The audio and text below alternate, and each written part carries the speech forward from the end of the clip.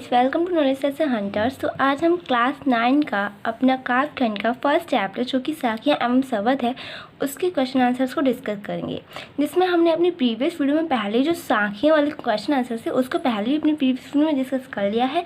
तो आज हम शब्द के क्वेश्चन आंसर्स को डिस्कस करेंगे।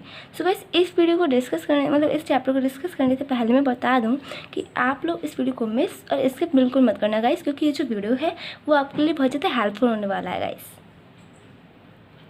सो गाइस, अगर आपको मेरा प्रीवियस वीडियो वॉच करना हो तो आप मेरी प्लेलिस्ट में जाकर उस वीडियो को वॉच कर सकते हैं। तो हम यहाँ से क्वेश्चन 8 से स्टार्ट करेंगे, क्योंकि हमारे क्वेश्चन 7 तक साखिया के क्वेश्चन आंसर्स थे। तो यहाँ से हम क्वेश्चन 8 से स्टार्ट कर रहे हैं। मनुष्य ईश्वर को कहाँ कहाँ ढूंढता फिरता है। तो क्वेश्चन 8 क्या है? मनुष्य है वो ईश्वर को कहाँ कहाँ ढूंढता फिरता है।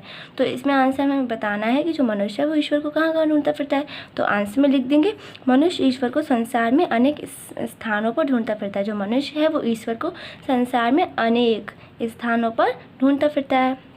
वह ईश्वर को देवालयों, मंदिर, मस्जिद, गुरुद्वारा आदि में ढूंढता फिरता है। तो यहाँ पे क्या है, प्लेसेस के नेम से कहाँ कहाँ ढूंढता फिरता है, मतलब क्या है कि जो है वह ईश्वर को देवालय मीन्स देवालय और जो मंदिर, मस्जिद, गुरुद्वारा आदि में ढूंढता है। तो ये प्लेसेस हैं कहाँ कहाँ ढूंढता है वो बताया गया है यहाँ पर। अपने अपने तीर्थ स्थलों काबा, काशी, कैलाश जैसे स्थानों पर भी खोजता है। तो यहाँ से क्या है कि जो अपने अपने तीर्थ स्थल होते हैं उस पर भी स्थल होते हैं, जिसमें क्या है जो काबा, काशी, कैलाश जैसे स्थान है उन पर भी वो मनुष्य क्या करता है, ईश्वर को खोजता है। तो ये भी कुछ नेम्स दिए हुए हैं, यहाँ पर भी मनुष्य खोजता है ईश्वर को। फिर आगे क्या है, मनुष्य योग जैसी अनेक साधनाओं तथा अनेक पूजा पद्धतियों के द्वारा भी ईश्वर को खोजता है। अब यहाँ पे फिर से एक दूसरी लाइन है कि यहाँ पे जो मनुष्य है वो क्या करता है, अनेक साधनाओं और जो अनेक जो मतलब और अनेक पूजा पद्धति वगैरह होती है, पूजा वगैरह के द्वारा भी मनुष्य को वो ईश्वर को खोजता है। मनुष्य ईश्वर को खोजता है। तो इतनी सारी तो बता दी। अब लास्ट में क्या लिखेंगे यहाँ पे, वहीं सांसारिक मोह माया से विरक्त हो बैरागी बनकर भी ईश्वर को ढूंढता है। वहीं क्या है, सांसारिक मोह माया जितनी भी उससे भी विरक्त होकर बैरागी बनकर क्या होता है, ईश्वर को ढूंढता है। तो इतना हमारा आंसर 8 है, मतलब क्वेश्चन 8 का आंसर इतना है। और जो कि ये आंसर है ये इम्पोर्टेंट भी है, तो आप लोग इसको अच्छे से लर्न करना ताकि आपके एग्जाम्स हो उसमें आप गुड मार्क्स गेन कर सके गाइस। तो ये इम्पोर्टेंट है, ध्यान रखना गाइस। अब हम क्वेश्चन 9 पर आते हैं। क्वेश्चन 9 है, कबीर ने ईश्वर प्राप्ति के लिए किन प्रचलित विश्वासों का खंडन किया है। क्वेश्चन 9 में क्या कह रहे हैं, जो कबीर हैं उन्होंने ईश्वर प्राप्ति के लिए किन प्रचलित विश्वासों का खंडन किया है। इसमें ये बताना है किन विश्वासों का खंडन किया, प्रचलित विश्वासों को। तो इसमें आंसर में सबसे पहले क्या पड़ेगा, हेडिंग। तो हेडिंग में क्या है, मतलब कॉपी कर देंगे क्वेश्चन से, कबीर ने ईश्वर प्राप्ति के लिए निम्नलिखित प्रचलित विश्वासों का खंडन किया है। इतना तो हमारा हेडिंग पड़ गया। फिर हम कुछ पॉइंट्स लिखेंगे इसके आगे हमें कुछ पॉइंट्स लिखने हैं, वो यहाँ से लिखेंगे। फर्स्ट पॉइंट, देवालय, मंदिर आदि में ईश्वर मिलता है। क्या है, जो देवालय है मतलब हमने आंसर फर्स्ट में देखा ही था अभी, तो वो क्या है, देवालय, मंदिर आदि में ईश्वर मिलता है, फर्स्ट पॉइंट। सेकंड पॉइंट है, ईश्वर मस्जिद में उपासना करने से मिलता है। जो ईश्वर है वो मस्जिद में उपासना करने से मिलता है। थर्ड पॉइंट में लिखेंगे, काबा हज करने, मतलब जो काबा है वो उसको हज यहाँ पे ब्रैकेट में लिखा हुआ है, मतलब काबा हज एक ही है। तो फिर क्या है, करने और काशी कैलाश की तीर्थ यात्रा करने से भी ईश्वर मिल रहा है। क्या है, काबा हज और जितनी भी काशी जो कैलाश की तीर्थ यात्रा है उनको करने से भी हमें क्या होता है, ईश्वर मिलता है। फोर्थ है, कर्म कांड या भिन्न भिन्न उपासना पद्धतियों के पालन से ईश्वर प्राप्त होता है। तो फोर्थ पॉइंट में है कि जो कर्म कांड या फिर जो भिन्न भिन्न मीन्स अलग अलग उपासना पद्धतियों के पालन से ईश्वर भी प्राप्त हो जाता है, ईश्वर प्राप्त होता है।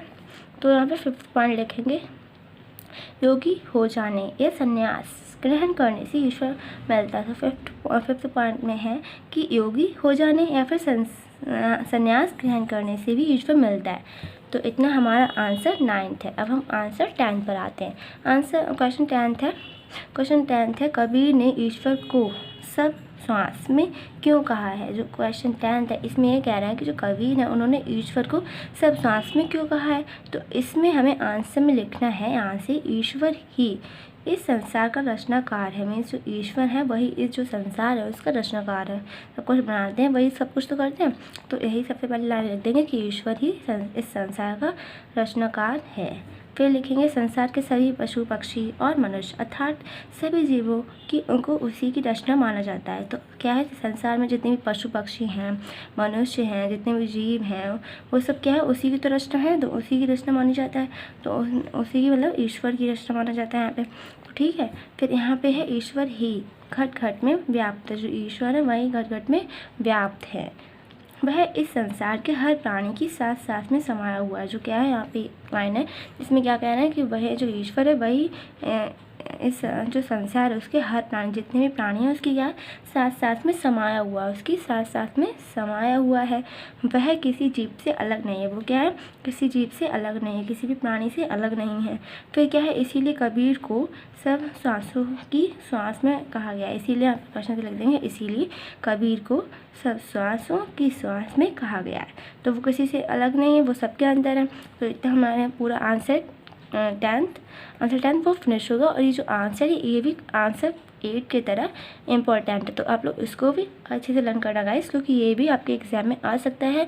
और अगर आप लोग इसको लिखेंगे एग्ज़ाम में ऐसे ही बिल्कुल लिखेंगे, या फिर अगर आप लोग मतलब ऐसे नहीं है हिंदी में कि अगर जो जैसा लिखा हुआ वैसे ही कॉपी कर दे, अगर आप लोग अपने पास से भी लिखे, मतलब जो कंटेंट ठीक होना चाहिए, फिर आपके टीचर्स मार्क्स भी नहीं काटेंगे, बस आंसर ठीक होना चाहिए। ओके गाइस, तो फिर हम इतना लिख देंगे। अगर आपको अपने पास से लिखना आता है, मतलब राइट हो, ये नहीं कि कुछ भी लिख देंगे, मतलब कंटेंट ठीक होना चाहिए। तो गाइस ये भी इंपॉर्टेंट है, आप लोग इसको भी लर्न कर सकते हैं और अपने एग्जाम में गुड मार्क्स गेन कर सकते हैं।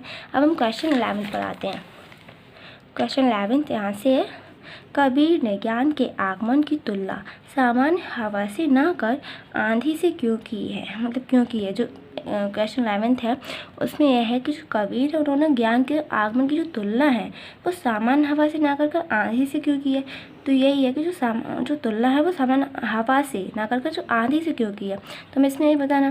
तो आंसर में क्या लिख देंगे, यहाँ से लिखेंगे कबीर ने ज्ञान के आगमन की तुलना सामान्य हवा से ना कर आंधी से इसीलिए की है क्योंकि। तो यहाँ पे क्या है, इतना तो हमने क्वेश्चन से कॉपी कर दिया, तो इतना हम क्वेश्चन से कॉपी कर देंगे और फिर यहाँ से क्योंकि से लिखेंगे। इसलिए की है क्योंकि सामान्य हवा तेज गति से नहीं चलती।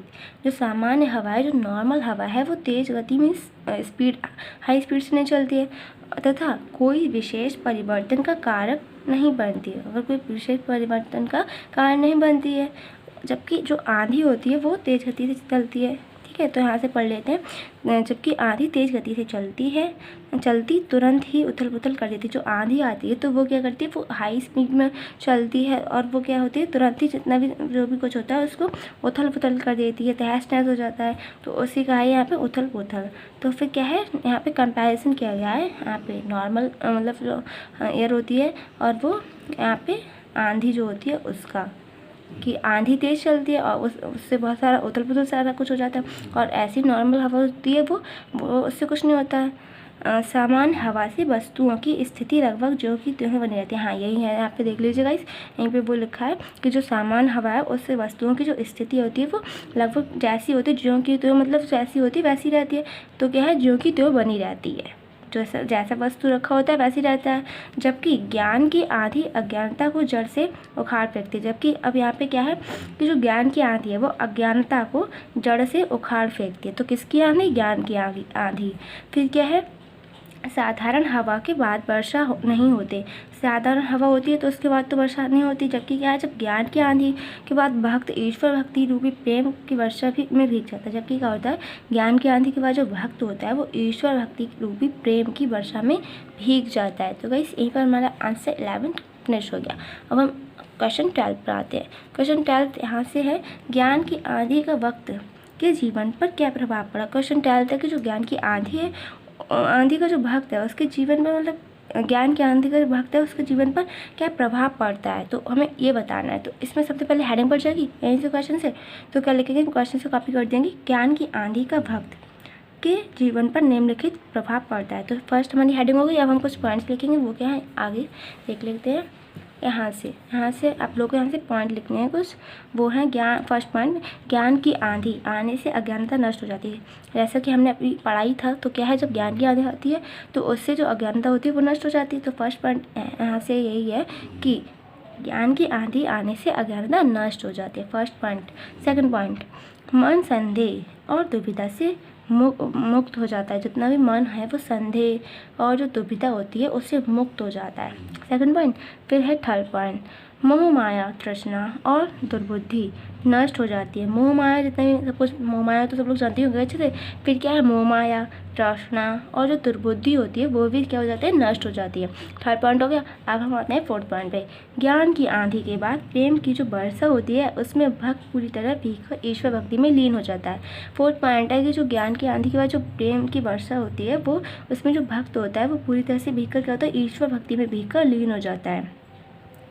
फिर क्या है, फिफ्थ पॉइंट है, यहाँ से मन में ज्ञान का प्रकाश फैलते ही संसद अंधकार मिट जाता है। मन में जब भी ज्ञान का जो प्रकाश होता है उसके फैलने से जितना भी अंधकार होता है वो मिट जाता है और अवर्णीय आनंद की प्राप्ति होती है। जो क्या होता है, अवर्णीय आनंद की प्राप्ति होती है। तो यहीं पर हमारा आंसर 12 फिनिश हो गया। अब हम क्वेश्चन 13 पर आते हैं। क्वेश्चन 13 यहाँ से, जिसमें क्या है, भाव स्पष्ट कीजिए। तो क्वेश्चन 13 में हमें क्या करना है, भाव स्पष्ट करना है। तो जिसमें पहला का है फिर आगे खा भी होगा गाइस, तो पहले का वाला देख लेते हैं। तो इसमें है, हिते चित्त की द्वय थूनी ग्रानी मोह बलिंडा टूटा टूटा। हाँ, तो यही यहाँ पे का वाला, इसका हमें भाव स्पष्ट करना है। तो भाव में पहले तो सबसे पहले आंसर में लिखेंगे हेडिंग। हेडिंग में क्या डालना है, भाव। ज्ञान की आंधी आने के परिणाम स्वरूप मनुष्य के मन से स्वार्थ भावना समाप्त हो जाती है। तो इसमें हमें क्या लिखना है कि ज्ञान की आंधी आने के परिणाम स्वरूप क्या होता है, जो मनुष्य के मन में स्वार्थ होता है, स्वार्थ भावना होती है, वो क्या होती है, वो समाप्त हो जाती है, एंड हो जाता है उसका, ठीक है, खत्म हो जाती है। फिर है, वह दूसरों की भलाई की बातें सोचता है, उसके मन से क्या होता है, ये स्वार्थ भावना खत्म हो जाती है। फिर वो क्या करने लगता है, दूसरों की भलाई की बातें सोचने लगता है। तो वही है कि वह दूसरों की भलाई की बातें सोचता है। उसके मन से सांसारिक मोह माया भी नष्ट हो जाता है, उसके मन से जितना भी सांसारिक मोह माया होता है वो भी नष्ट हो जाता है। तो हमने इसका का वाला का भाव देख लिया। अब हम इसके खा वाले पर आते हैं गाइस।